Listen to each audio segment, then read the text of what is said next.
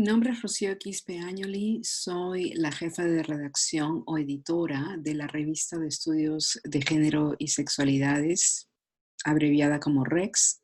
Y en este video les explico y los tomo de la mano para que entiendan todo lo que implica el proceso editorial.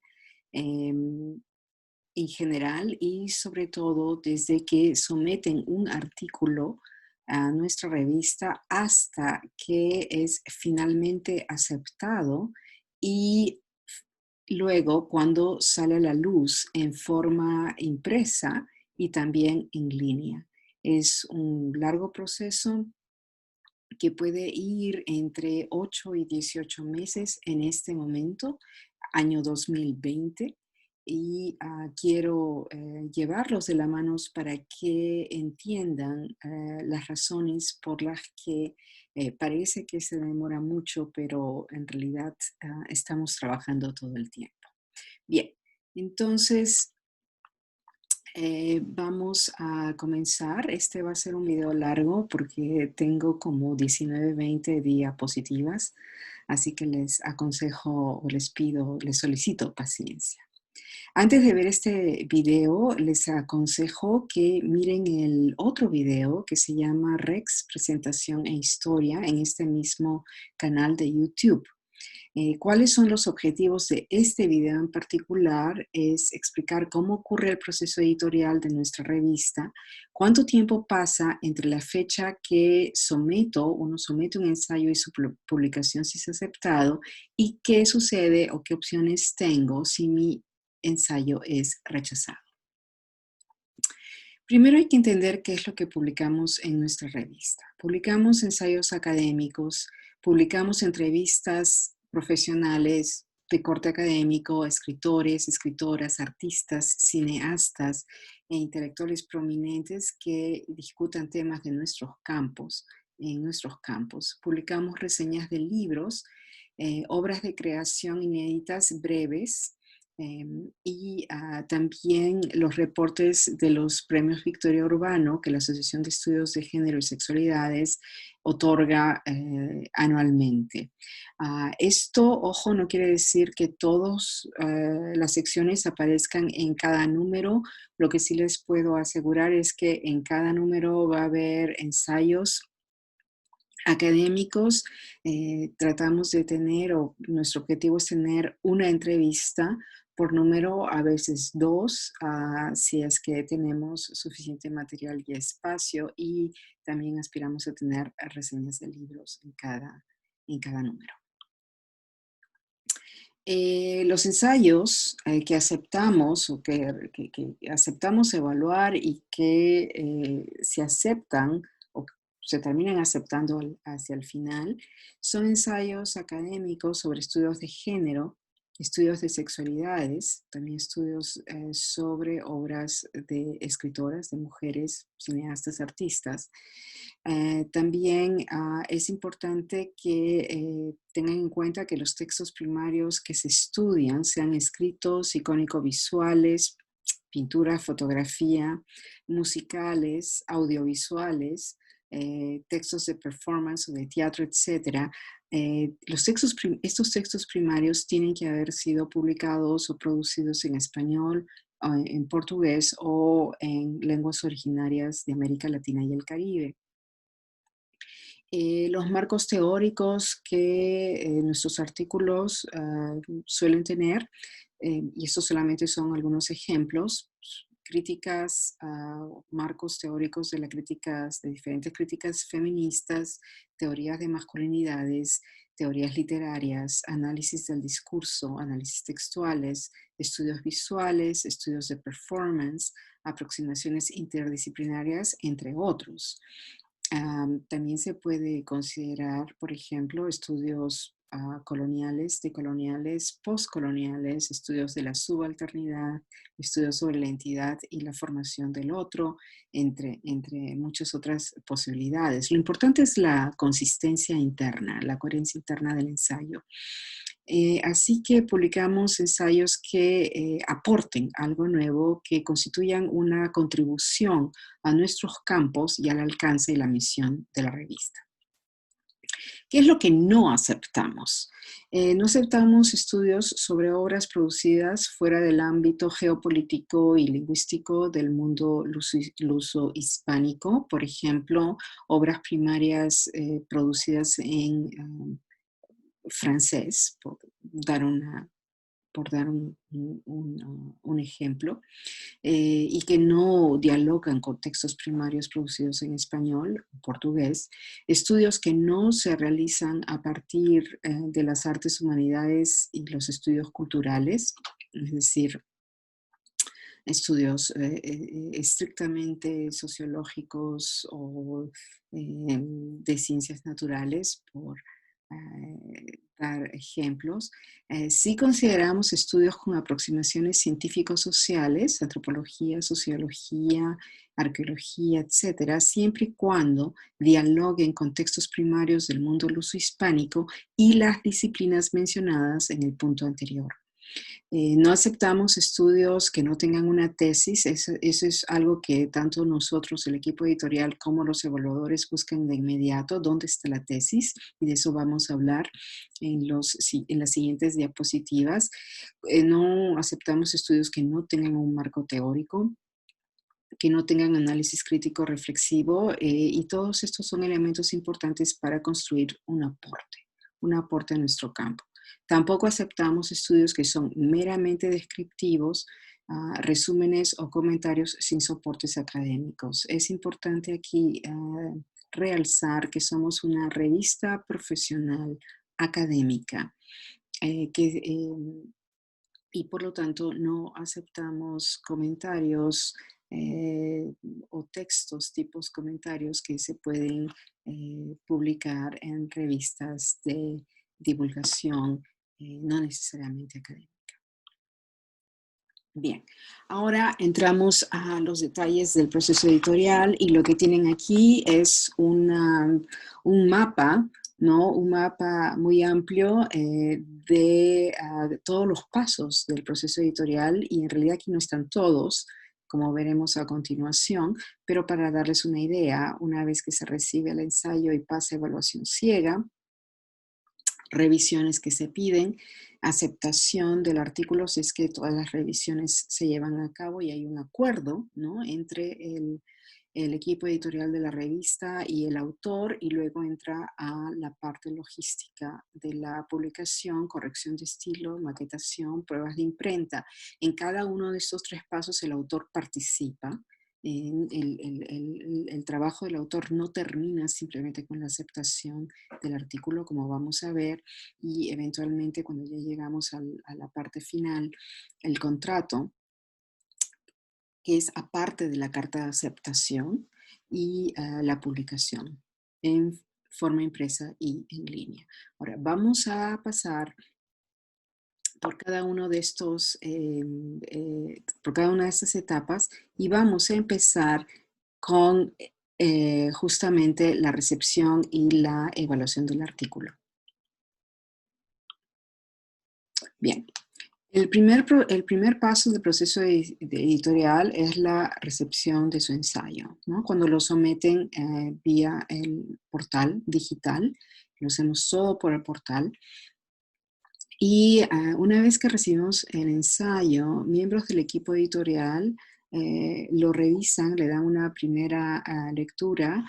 eh, no solamente revisamos el resumen, sino que damos una lectura rápida al artículo en cuestión, y hay dos posibilidades, ¿no? O se rechaza en ese momento por una serie de razones que tienen que ver con el tema, que tienen que ver con la preparación del manuscrito, que no conforma con una serie de expectativas, y lo rechazamos en ese momento.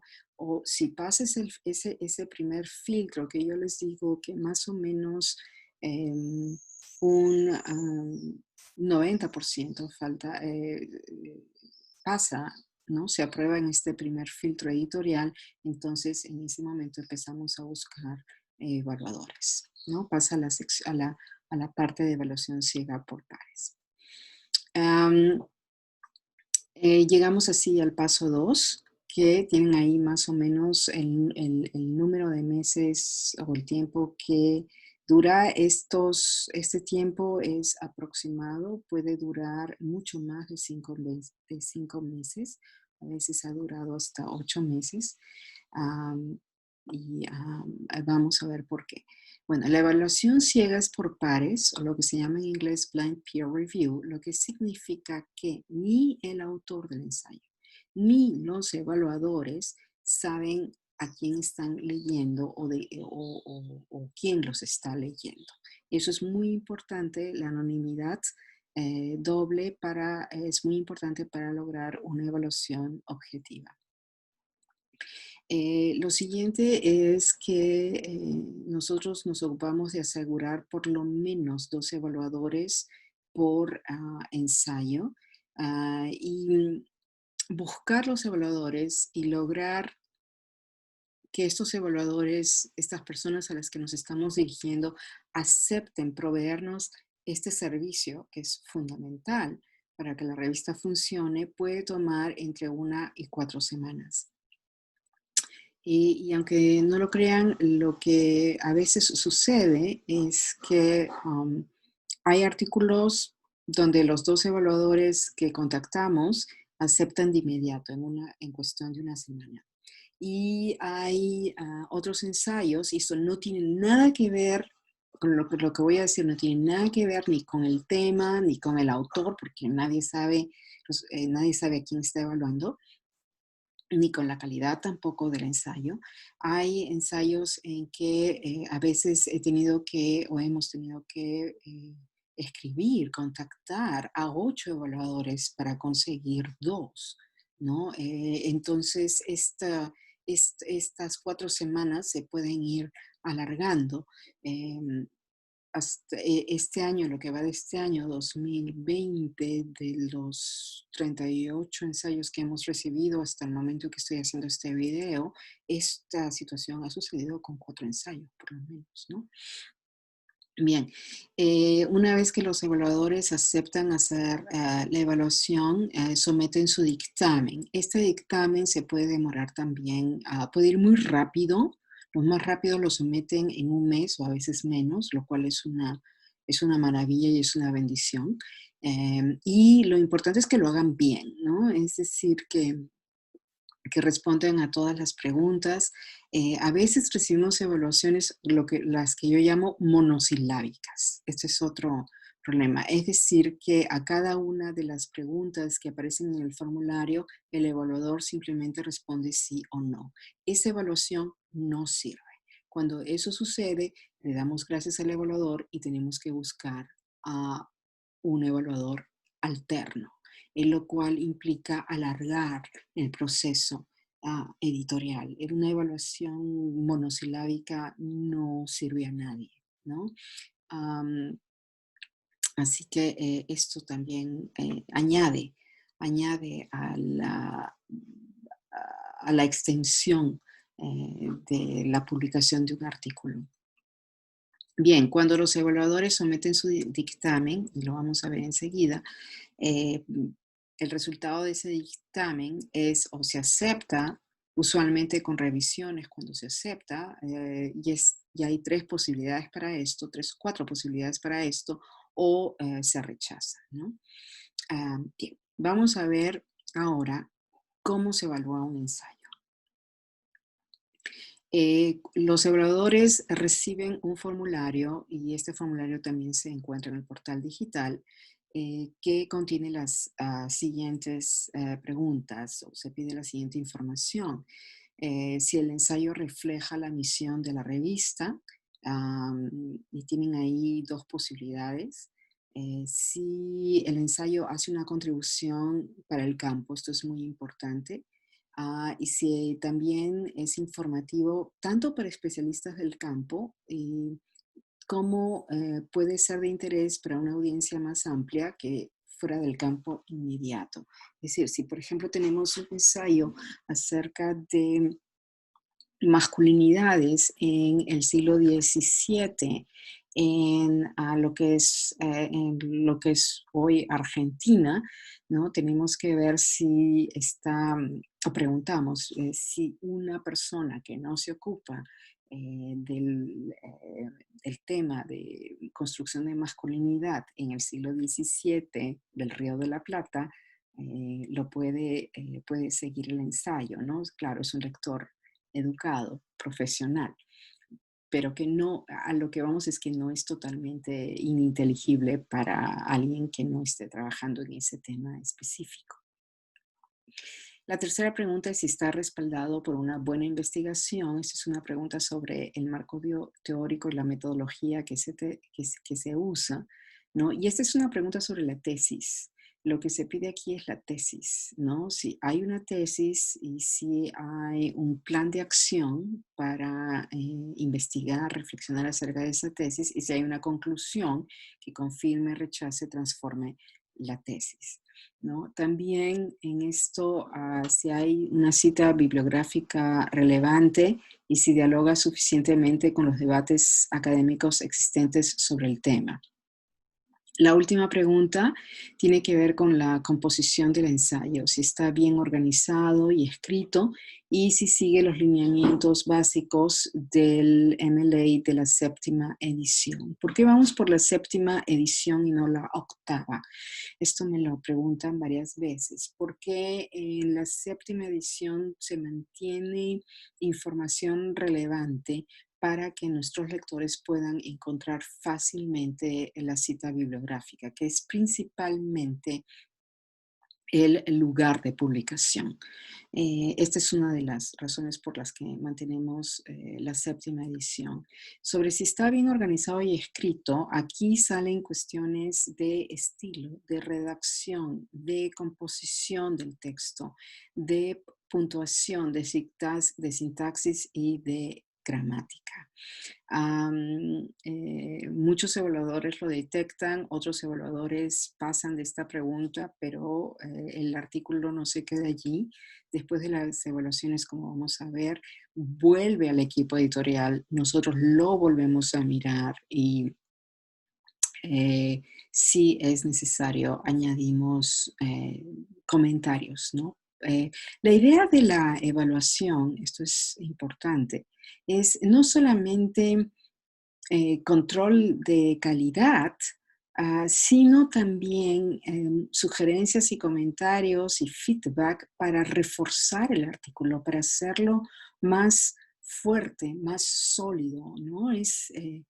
Tiene un objetivo muy constructivo en ese sentido y también esto informa las sugerencias y los comentarios del equipo editorial después de que las revisiones se han hecho.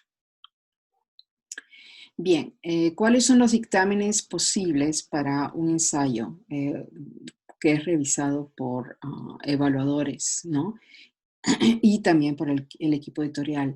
Tienen 5 posibilidades: aceptarlo tal como está o únicamente con correcciones mínimas de formato. Esto no suele pasar en la primera rueda. De hecho, no lo he visto en el tiempo que llevo dirigiendo la revista, que es corto, lo sé. Eh, pero esta opción A implica prácticamente un ensayo perfecto. Los autores que entran en las opciones B, C y D y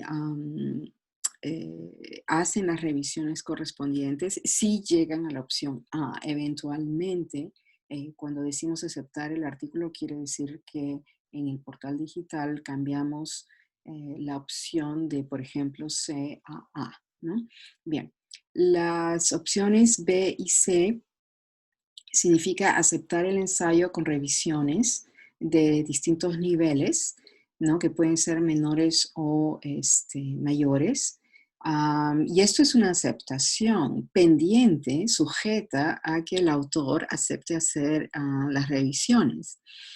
Am, y estamos hablando de una primera rueda de revisiones, porque hay varias ruedas de revisiones.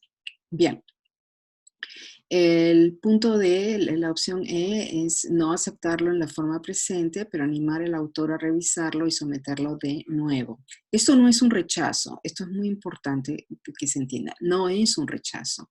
Es que hay demasiadas revisiones por hacer, pero el artículo todavía tiene mucho potencial y sin embargo tiene que trabajar mucho más que en la opción C, y en este caso no se acepta todavía, ni siquiera con revisiones, sino que se invita al articulista a hacer las revisiones y volverlo a someter dentro del mismo, dentro del mismo perfil del ensayo. No tiene que empezar un nuevo perfil, sino que forma parte del proceso original. Esto es muy importante. La última opción es simplemente no aceptarlo, ¿no? Es rechazarlo, rechazar el artículo. Generalmente los evaluadores y también el equipo editorial llega a esta conclusión cuando el artículo tiene demasiadas fallas como para aceptarlo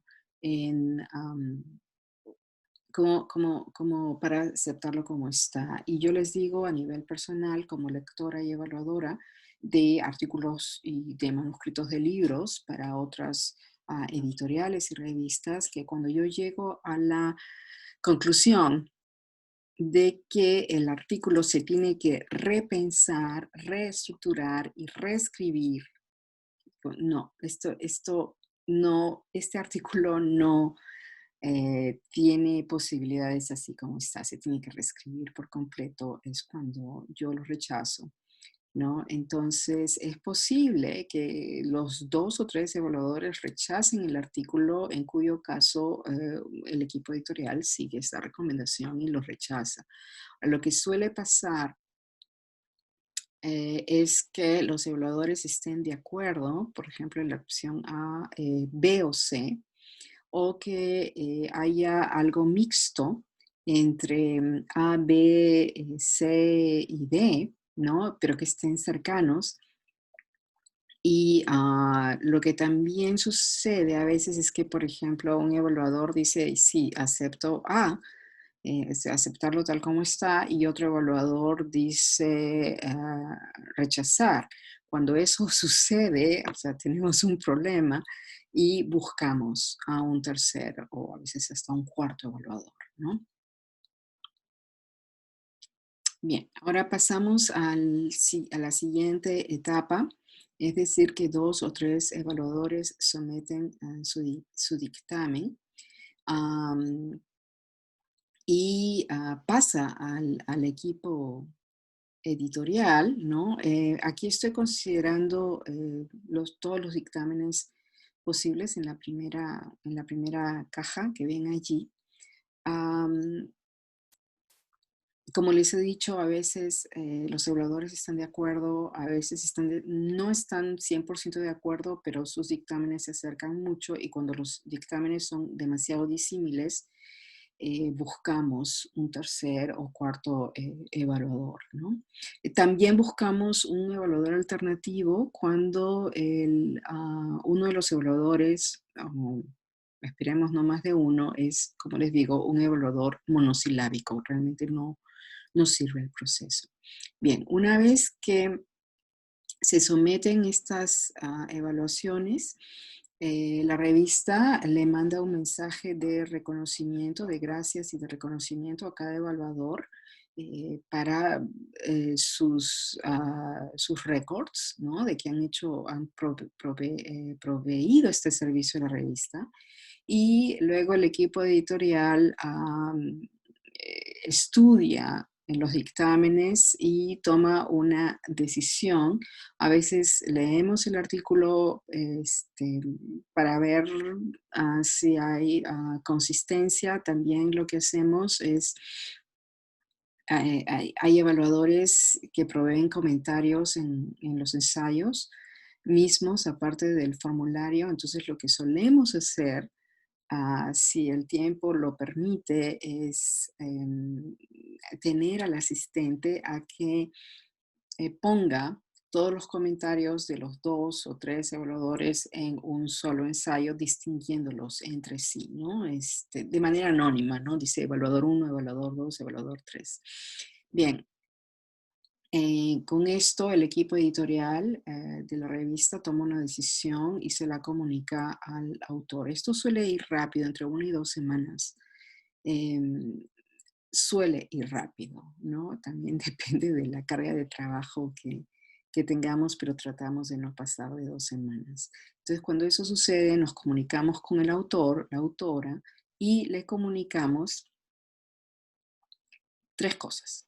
El dictamen de los evaluadores, el dictamen de la revista, teniendo en cuenta el dictamen de los evaluadores, y el feedback o la lista de comentarios que suele ser bastante rica, nutrida y realmente ayuda mucho. Hay evaluadores, la mayoría de los evaluadores son fantásticos. En realidad, los evaluadores monosilábicos son una minoría pequeñísima.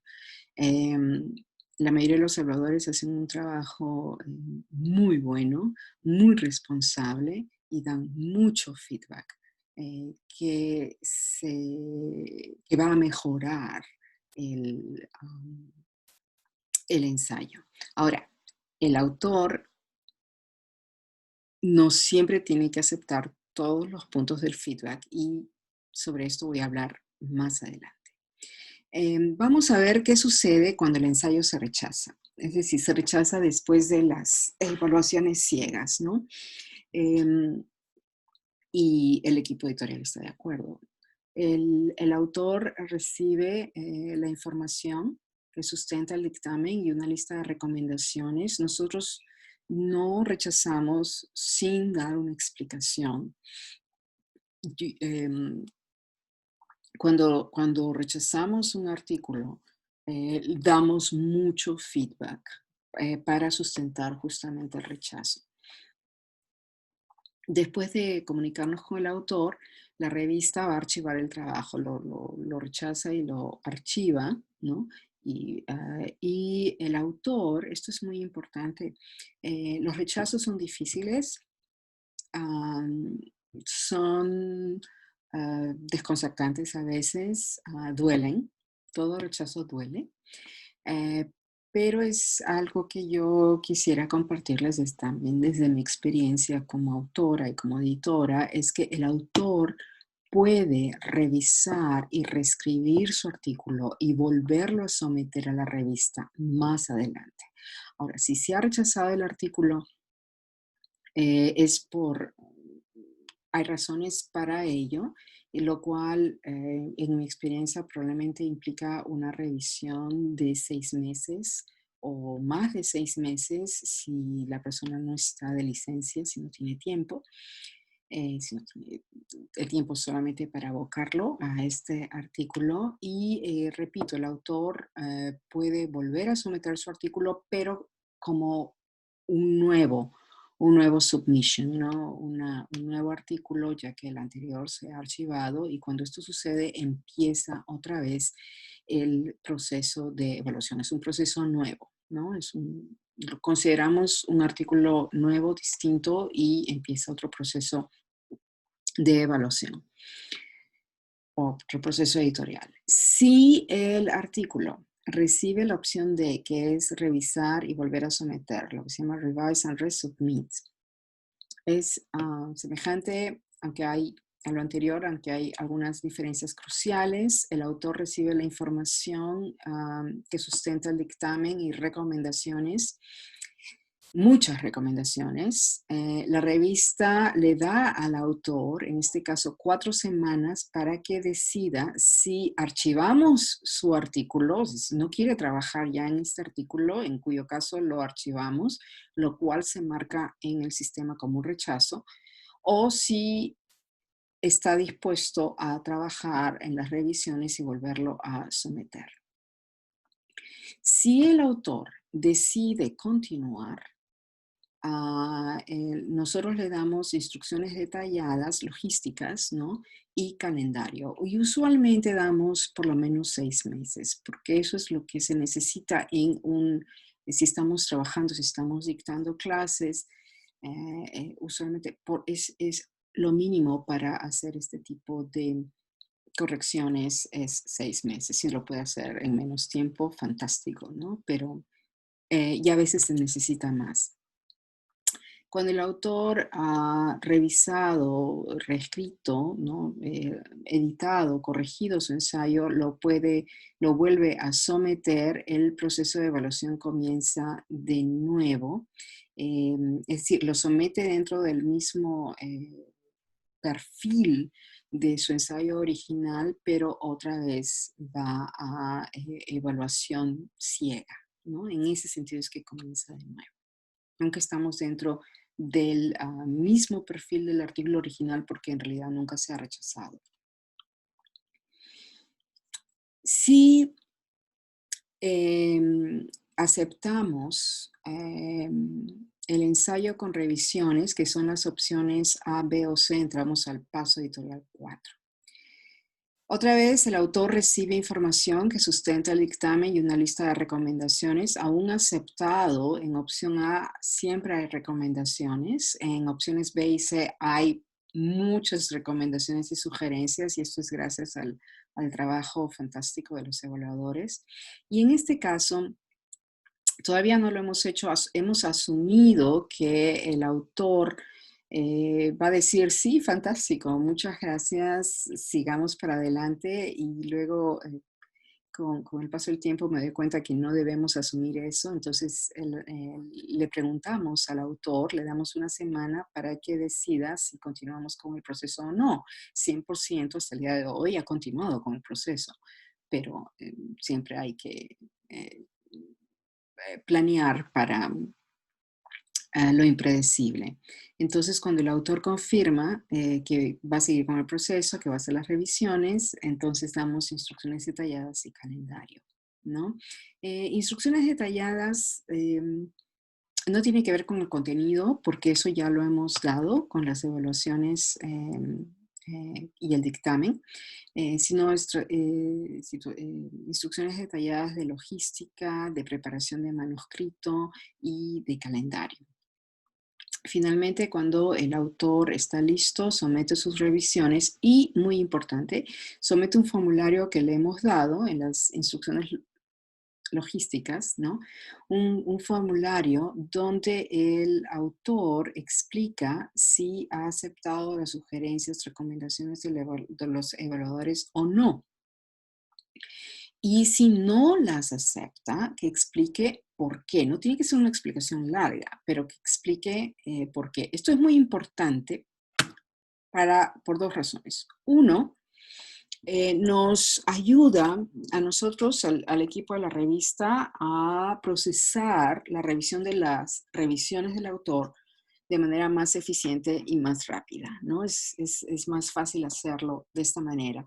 Y segundo, esto es muy interesante, eh, ah, eh, le damos una agencia al autor, ¿no? Es una agencia al autor de responder a sus evaluaciones, y muchas veces ha sucedido, esto es muy interesante, que los autores dicen, no, no estoy de acuerdo con esta recomendación o con esta sugerencia por tales razones. Y si las razones son coherentes, consistentes, etcétera, las aceptamos. No obligamos a que el autor haga este cambio, ¿no? Muchas veces incluso son sugerencias del evaluador que el evaluador dice, no es necesario, pero quizás ayude, ¿no? Porque el objetivo es hacer el ensayo lo más sólido posible para que tenga óptima calidad. Entonces, cuando esto sucede o ha sucedido, ¿no? En los artículos con los que hemos trabajado este año, esto es muy interesante, salen notas o observaciones del autor, reflexiones del autor que luego en una segunda ronda de revisiones le decimos, y esto ya es a cargo del equipo de la revista, le decimos, esta observación es importante, tienes que incluirla en una nota, por lo menos, en una nota a pie de página, ¿no? Conversando con los autores, lo que hace esto cuando un autor tiene que defender una tesis o defender un punto de vista, ¿no? Em, Hace una reflexión que tal vez es obvia, pero la tiene que poner por escrito y salen ideas muy interesantes que, como repito, cuando pedimos que las incluyan, no es incluirlas para responder a un evaluador, sino incluirlas para fortalecer el ensayo. Así que esto es lo que sucede en en esta etapa y así pasamos al siguiente paso, proceso editorial. El autor somete el ensayo revisado, la revista revisa las revisiones. Esto es muy importante, no es simplemente como que, oh, ya hiciste las revisiones y perfecto, va a maquetación. No, revisamos las revisiones y de ser necesario se piden revisiones adicionales. Y estas revisiones adicionales no son tanto de contenido, sino cuando tienen que ver con contenido de precisiones, ¿no? Cuestiones pendientes de formato. Por ejemplo, el ensayo está utilizando videos de YouTube.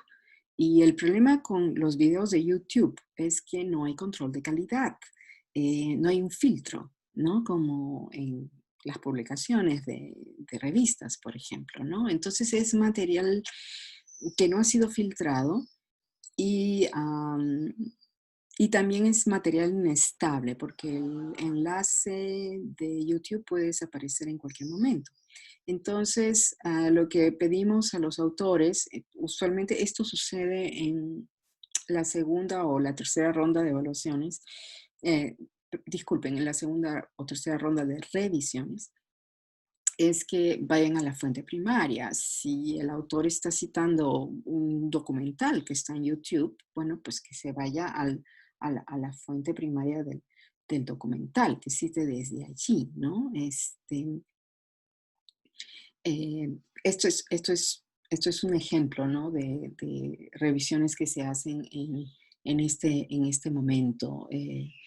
Son estos detalles, eh, a veces de contenido, a veces de pertinencia de fuentes, sobre todo eso, pertinencia de fuentes, ¿no? Y aquí también salen cosas de formato. O, por ejemplo, detectamos en este momento que esto sucede con frecuencia, que el autor ha hecho revisiones, pero no ha corregido la lista de obras citadas. Entonces, hay obras citadas que no aparecen en el ensayo, por lo tanto, las tiene que quitar. Pero estas son cosas que solamente el autor puede resolver y por eso le devolvemos el ensayo. Muchos de los ensayos, es más del 70%, van a segunda, pasan por una segunda o una tercera rueda de revisiones de este tipo de revisiones. Cuando el autor ha resuelto todas estas revisiones en sus diferentes ruedas y la revista está de acuerdo, entonces acepta formalmente el artículo y se formaliza esta aceptación con una carta de aceptación que se manda por correo electrónico y luego instrucciones de lo que va a suceder a continuación y a un calendario también, ¿no? Según el momento en que estemos con los números en publicación, podemos proyectar en qué número y en qué año va a salir publicado el artículo, ¿no? A veces no podemos proyectar porque varía mucho, pero usualmente a estas alturas, cuando llegamos al punto de la carta de aceptación, sí podemos proyectar en qué número, en qué volumen y en qué año va a salir publicado el artículo.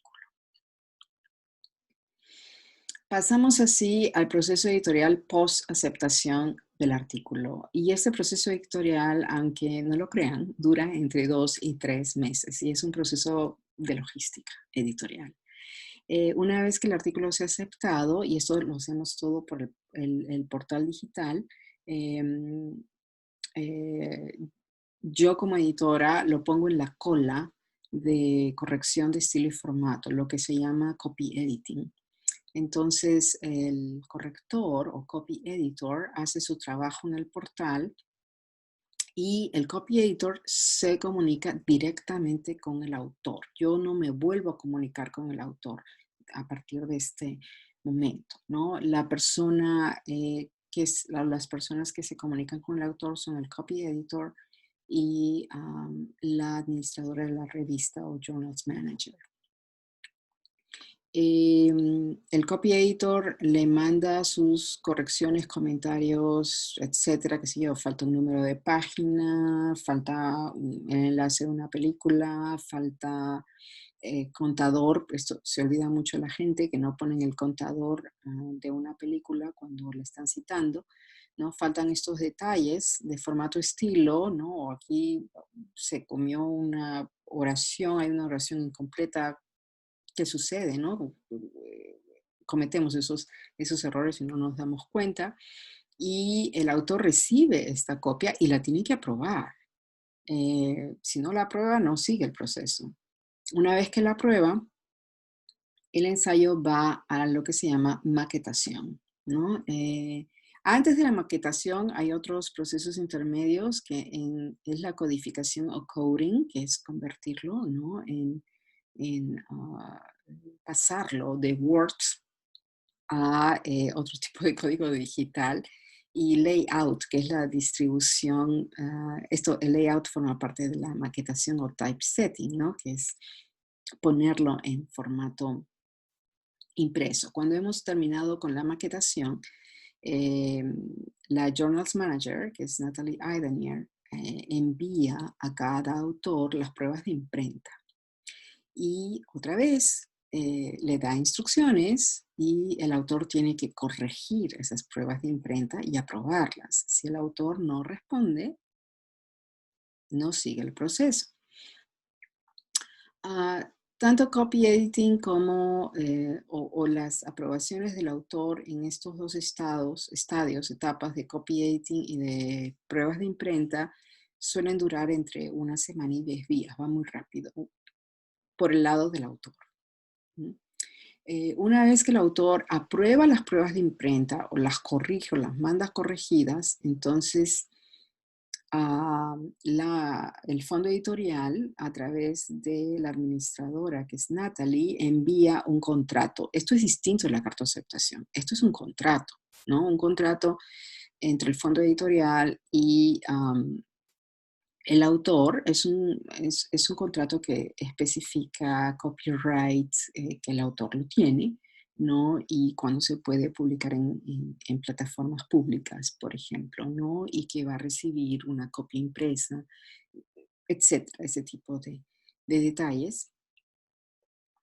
Y es en este momento también que yo me tengo que comunicar con la secretaria de la Asociación de Estudios de Género para comprobar que este autor es miembro activo de la asociación en el año en que va a salir publicado el artículo. Y también, muy importante, el autor tiene que proveer su dirección postal. Esto es muy importante porque es esa la dirección que va en el contrato y también en la dirección a donde vamos a enviar la copia impresa. No podemos perder copias impresas en el correo. Cada autor tiene derecho a recibir una copia impresa de la revista en cuyo número publica. Y bueno, finalmente después de eso, finalmente el pan sale del horno con la publicación en línea y la publicación impresa. En suma, cuando los ensayos han sido aceptados con revisiones, que son las opciones A, B y C, en esta diapositiva les doy una idea de el tiempo que se demora en cada etapa, ¿no? Las evaluaciones se pueden demorar entre un mes, mes y medio y 8 meses por una serie de factores que ya he explicado, ¿no? Evaluadores que no aceptan, evaluadores que aceptan pero que no someten la evaluación, evaluadores monosilábicos que realmente no nos ayudan y lo único que hacen es, tenemos que buscar a un evaluador alternativo, em, evaluadores que están en conflicto, ¿no? Uno dice A y el otro dice E, entonces tenemos que buscar un tercer evaluador, ¿no? Así que hay varios escenarios con los que tenemos que lidiar durante el proceso. Luego están las revisiones que se le piden a los autores, que varía también, ¿no? Hay autores que actúan muy rápido, no tienen muchas revisiones que hacer, eh, se toman un mes, lo hacen en un mes, y hay otros autores que lo hacen o necesitan mucho más tiempo, puesto 6 meses, pero a veces pueden necesitar más tiempo. Luego, la aceptación después de las rondas de revisiones y el proceso de editorial logístico, que es corrección de estilo, maquetación, pruebas de imprenta, contrato y publicación. Así que si ustedes cuentan los meses, puede durar entre 8 y 18 meses en este momento, ¿no? En este momento, en este año 2020. Para darles también una idea, estoy tomando dos ejemplos un tanto extremos, ejemplos reales de este año 2020, y solamente estoy considerando aquí artículos que fueron sometidos para evaluación a partir de enero del 2020. Como esto ha sido un proceso de transición, la revista se publicó hasta diciembre de 2019 por otra editora y en otra universidad. Entonces, los procesos de transición siempre añaden ciertas variantes, ¿no? Que tenemos que resolver primero. Entonces, los artículos que se presentaron antes de enero del 2020, si bien han sido ya a estas alturas todos procesados, eh, y varios de los cuales han salido publicados o van a salir publicados en el último número del año 2020 o incluso ya en el 2021. Para este ejemplo que quiero dar, solamente considero artículos que se sometieron a la revista a partir de enero 2020. El ensayo que se procesó más rápido, ese ensayo extraordinario, tuvo una duración de 7 meses. Es decir, el autor sometió su ensayo en abril del 2020 y está saliendo publicado en noviembre del 2020. Aquí confluyeron todos los pasos de manera óptima. Es decir, conseguí los dos evaluadores en una semana. Los evaluadores hicieron su trabajo dentro del tiempo acordado. Los evaluadores estuvieron de acuerdo y el autor del artículo hizo las revisiones también dentro del tiempo acordado. Así que fue un, ah, una serie de pasos que se dieron de manera óptima. Esto es inusual. En lo que va de este año, solamente he tenido un caso de estos y hay un segundo caso en que la evaluación ha ido muy rápido y ha tomado desde someter hasta recibir evaluaciones, ha tomado un mes y medio, mes y medio. Pero este autor ahora está trabajando en las revisiones. Es un autor que sometió en el mes de julio y recibió las evaluaciones y el dictamen en el mes de agosto. Ya. Un ejemplo extremo es un ensayo que se está tomando más tiempo, que fue sometido en el mes de febrero y que si el autor hace las revisiones, eh, no va a salir publicado antes de noviembre del año 2021, lo cual les cuenta unos 21 meses. Y estas demoras se deben a ejemplos de los que ya les he dado, ¿no? Por ejemplo, eh, fue muy difícil encontrar dos evaluadores. Eh, este es uno de los casos en que llegué a contactar hasta 8 evaluadores.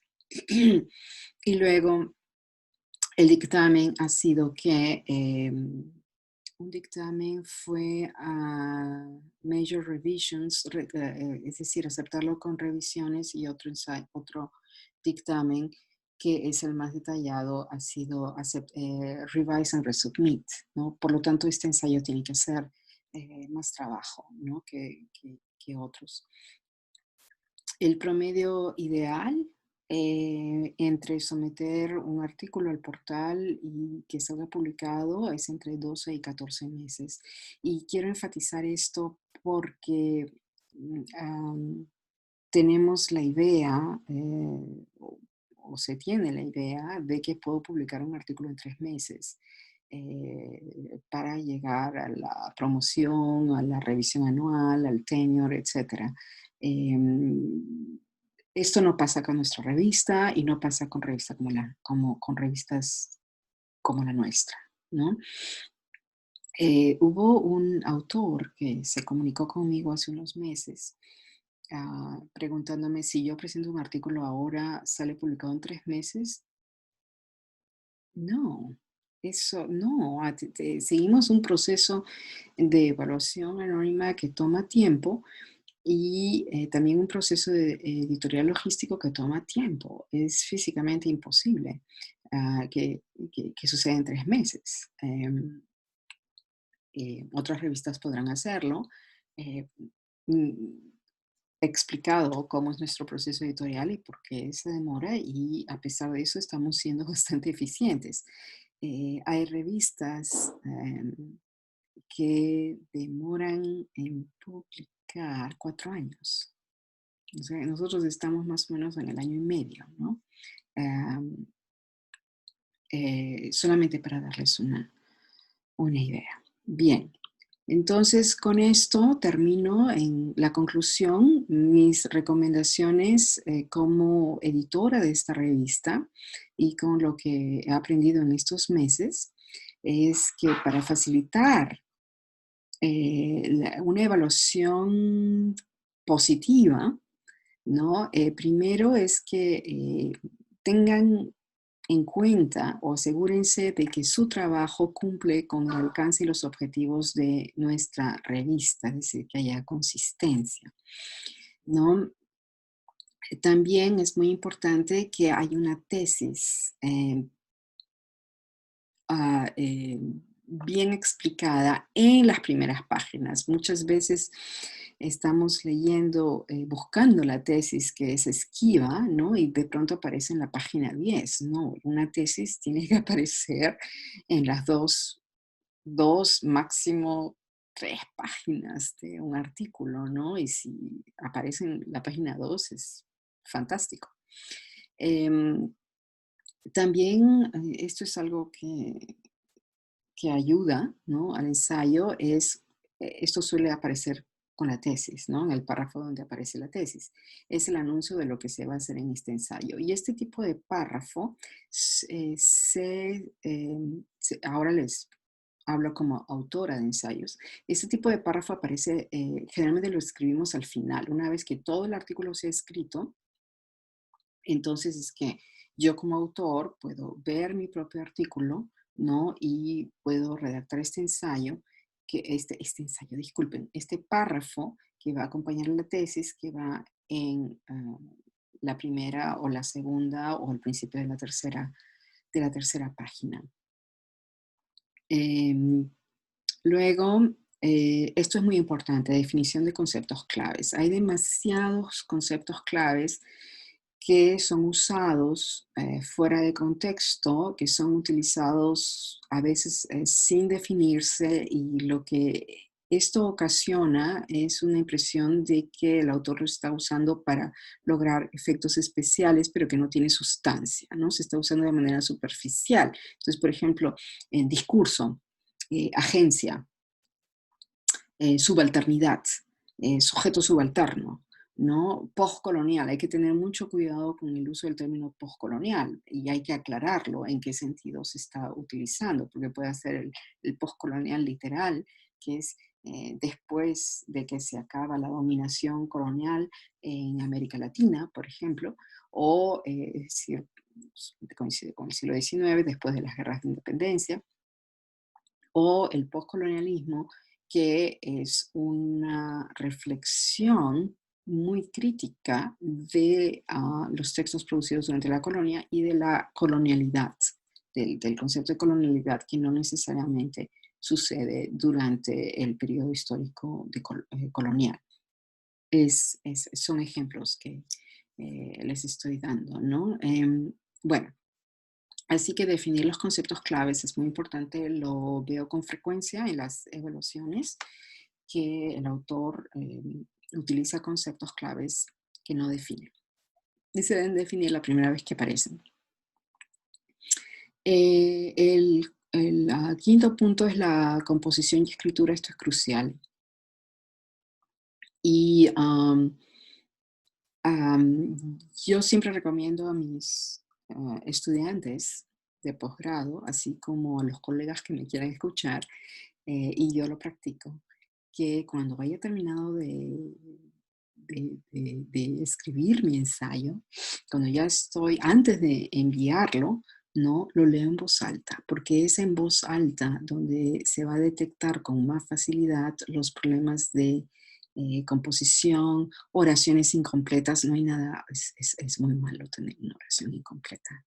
No estoy hablando de una cita incompleta, estoy hablando de una oración incompleta. Realmente da muy mala impresión, oraciones incompletas, errores de ortografía. No estoy hablando de tipografía. Tipografía también hay que corregirla, pero estoy hablando de errores ortográficos que se convierten en un patrón, ¿no?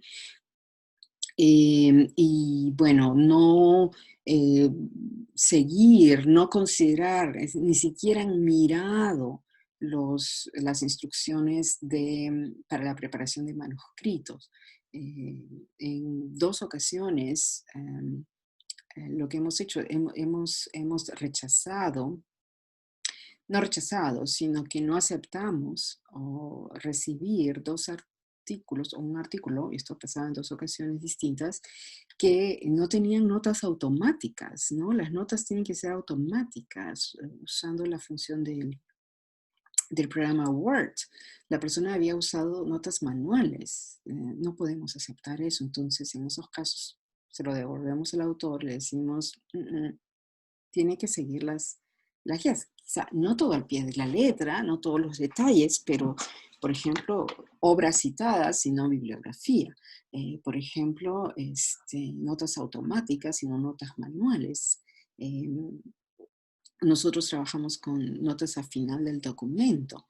Eh, eh, Ese tipo de detalles que eh, son necesarios, ¿no? La otra cosa que observo también, esto es curioso, es que se someten artículos sin notas y eso para mí ya me llama la atención y lo que suele pasar no, no, siempre pasa. En todas las evaluaciones que he visto de los artículos, de esos artículos que se presentan sin notas, es que justamente se les pide, esto se arregla con una nota explicativa, ¿no? Entonces, eso es interesante. En fin. También, bueno, cinco, se coordina con seis, atención al detalle, formato según la guía para preparar y someter, y hablando de eso, ahí hay un error tipográfico que debo corregir, y la anonimidad, es decir, que si bien cuando el ensayo se somete al portal, se anonimiza inmediatamente, porque el sistema digital lo hace, ¿no? El autor no debe dejar dentro del ensayo ni su nombre ni ninguna alusión a sí mismo o a sí misma.